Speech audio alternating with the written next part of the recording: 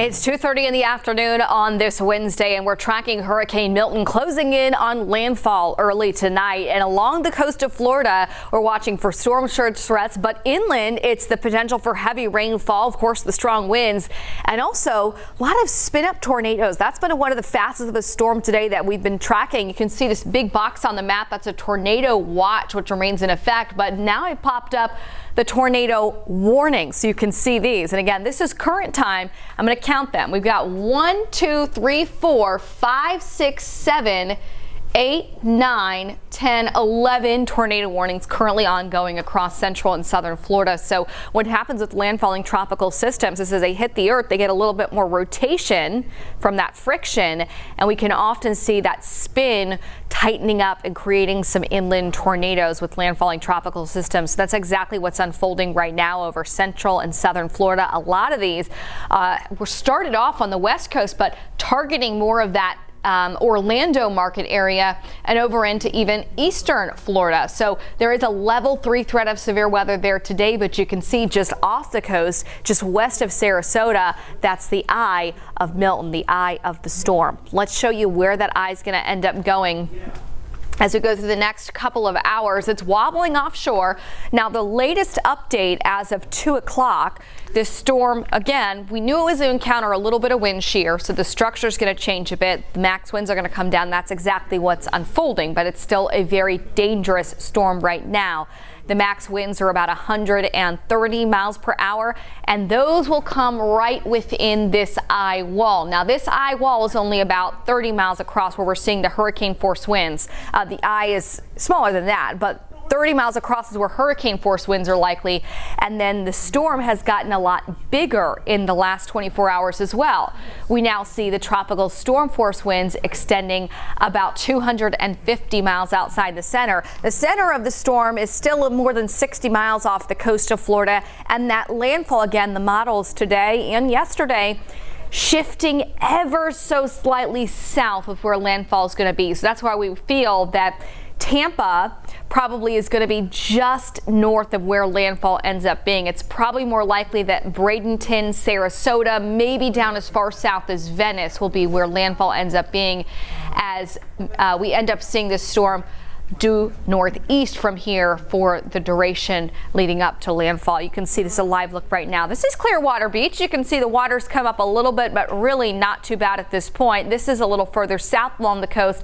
A live look in Sarasota, looking west out into the Atlantic, or rather the Gulf of Mexico.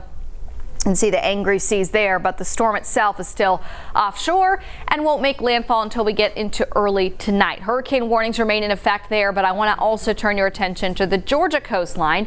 Even though Georgia will be hundreds of miles away from the center of Milton, we're expecting some impacts along the coast. There's a tropical storm warning in blue for Savannah, Tybee Island, down through Brunswick, Jekyll Island, and St. Mary's. And these areas could see tropical storm force winds. And in addition to that, onshore winds as this storm is cutting across means we'll also see some storm surge impacts. Now, where do we go from here? It's offshore by about 60 miles right now. As we get into the evening hours, it's closing in on landfall. So it looks like it may end up being on either side of midnight now, maybe even a little bit before midnight for that landfall, cutting across the I-4 corridor and then out to sea. Now, eventually this thing becomes extratropical. It weakens a little bit, but as it's cutting across Florida, because it's such a big storm and it's moving quick enough, we end up seeing that this doesn't automatically just instantly weaken to a tropical storm. It'll stay a hurricane, okay, as it's cutting across the Orlando area as well, and then a really big storm. So we see impacts spreading well outside the center. Now, maximum storm surge values, okay, that's one thing, but what's most likely to play out with storm surge, that's this graphic from the National Hurricane Center. This is an experimental graphic. And why am I showing this is because Tampa Bay, okay, and Hillsborough Bay and Old Tampa Bay, we were talking about a worst case scenario for them for a couple days ago with how much storm surge we can end up seeing. But now that Milton is going to be making landfall likely just south of Tampa Bay, that changes the wind direction, okay? It means they're getting more of an offshore wind, more of a northwesterly wind, so they may end up being spared from this significant storm surge that it looked like we could see a couple days ago. But in the meantime, it's the onshore winds that are further south that will likely lead to inundation in some places that could be in excess of 6 to 10, even some places could be more than 10 foot of storm surge. A lot of those highest storm surge values around Port Charlotte, Boca Grande, down to Fort Myers, and those are areas that got hit by Ian very significantly 2 years ago. You notice on the Georgia coast in this blue color, we're still expecting some storm surge as well, but those amounts have also come down just a little bit in the last day as the National Hurricane Center continues to fine tweak what exactly might play out. Now, they have very sophisticated storm surge modeling, and when you're looking at a storm 2 days out, you have to look at what could the worst case scenario be, because I want to make sure we're prepared for the worst case, but hope for things to improve with the forecast. And that's kind of what is playing out in terms of the storm surge forecast for Tampa, because again, landfall going to happen just south of Tampa itself. So that means we're going to have offshore winds rather than onshore winds. They will see the onshore winds though through Fort Myers, up into Cape Coral, up into Venice Beach as well. Onshore winds, you can see in our wind field map this giant yellow circle. This is how big the tropical storm force winds extend outward from the center. Okay, right now they're 250 miles across. They could grow to more than 300 miles across by the time we get to landfall. So really large storm, but the core of those winds will be in the eye wall, and that's going to be on the south side of the Tampa metro through Bradenton, Sarasota, maybe as far south as Venice as well, Venice Beach, and then that will move inland. Okay, the storm will weaken, but we still see those hurricane force winds going over many areas in the south side of the Tampa metro, the east side of the Tampa metro. I-4 is right in here, so they'll be cut with some of those strong tropical force winds, tropical storm force winds, and then a little bit of the coast of Georgia getting impacted by tropical storm force winds as well. But Georgia not going to be on the dirty side of the system. The dirty side of the system is where all of the severe weather is unfolding right now. So a lot of rain on the north side, severe weather on the south side, and that's where you see this level 3 severe weather threat there from Tampa up to Orlando and back to the Treasure Coast near Palm Beach. Rainfall, huge swath, significant rain. We're talking double-digit rainfall amounts. That's over the next 24 hours. And that means we have a high risk of flash flooding. Here's that I-4 corridor you can see from Daytona through Orlando, back to Tampa, all the way up almost to Ocala. We have very significant flooding threats today, and then tomorrow morning, with the center of Milton not exiting yet, we still have that high risk of flooding there. Let me put everything in motion for you so you can see here on our forecast track.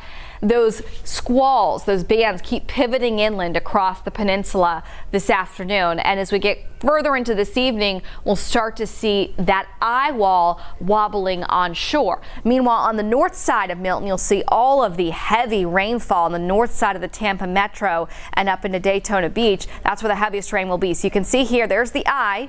So with the winds around Milton, we likely don't see a full force onshore wind pushing the water up into Tampa Bay like it looked like could play out if the storm made landfall just 20 miles further north. So it's more of an offshore wind there, but all the onshore wind coming across kind of the central to southern part of the coastline. A lot of heavy rain, but landfall happening early tonight. So now it looks like it might be a little bit before midnight, cutting across Florida through tomorrow morning. And then by tomorrow afternoon, this thing is moving offshore, but we still see that onshore wind through the first coast up in Jacksonville, up into the coast of Georgia as well, providing some impacts there. I want to go a little closer in on the forecast wind gusts hour by hour so you can see how they're going to increase close to landfall later on this afternoon and evening.